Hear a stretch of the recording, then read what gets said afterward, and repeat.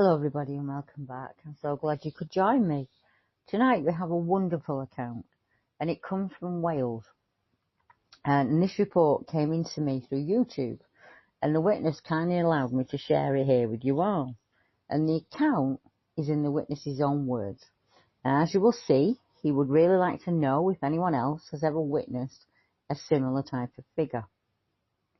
I would like to report a strange experience that happened some time ago now.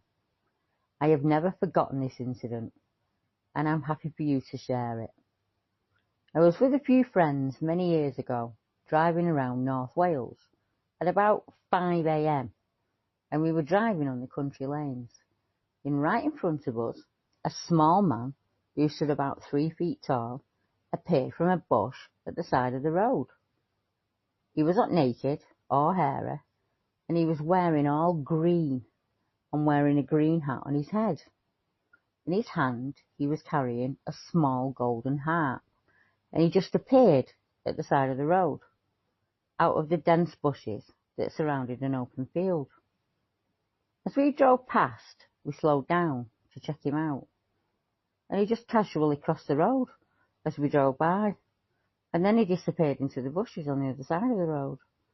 Both the bushes were hedges surrounding an empty field, miles away from anywhere, halfway up a very large, steep, hilly area. I still wonder to this day if we witnessed an actual gnome. If I had to describe him, I would say he was basically wearing like a Robin Hood type of suit or something Peter Pan would wear with a pointed hat. And the hat was small, like it was made exactly for his size. Now, he was only seen for about 30 seconds tops, but we all saw him. I mean, it could have been a really small person out at 5 a.m. in the middle of nowhere for his heart practice, but any normal explanation seems just as far-fetched as the crazy explanation, what did I see? Now, this account reminds me of a number of others that are on the map, but also if you go back in history and through time, there are many like Cornish pixie tales, Welsh pixie tales, Irish pixie tales of green men in green cloth, not always friendly and sometimes downright mean. And the Fae are both revered and feared in equal amounts.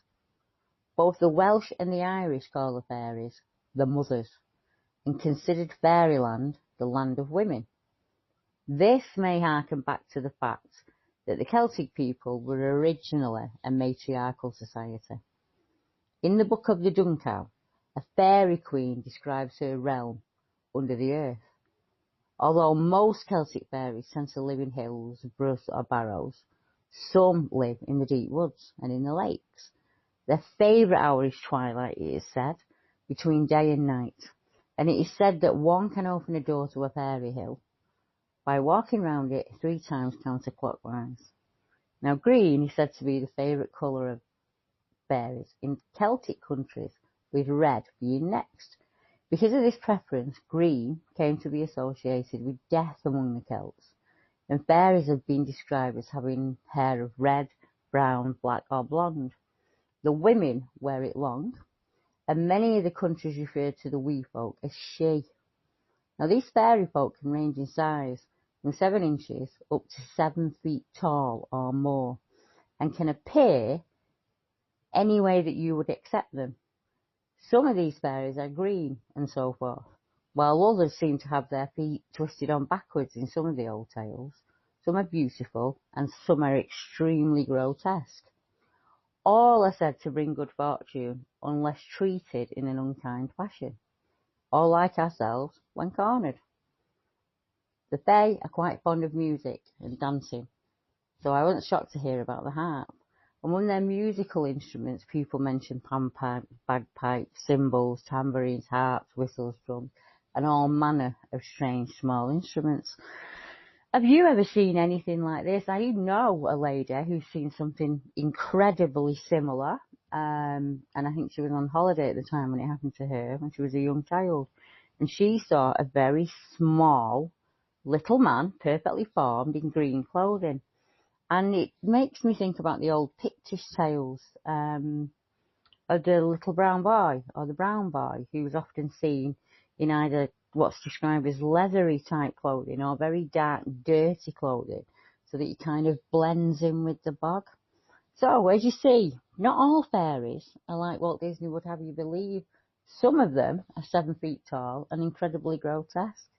So until next time, thank you very much, and thank you for this witness for reporting this. I'm incredibly grateful to him for that, and he's waited an awfully long time for me to get around to putting it out there, but we have been absolutely swamped, as you know. So I'm going to keep going through the accounts and bringing them to you, and we'll keep going with the podcast, as that's bringing more witnesses in as we speak. So until next time, thank you so much for joining me. I hope you have a lovely week.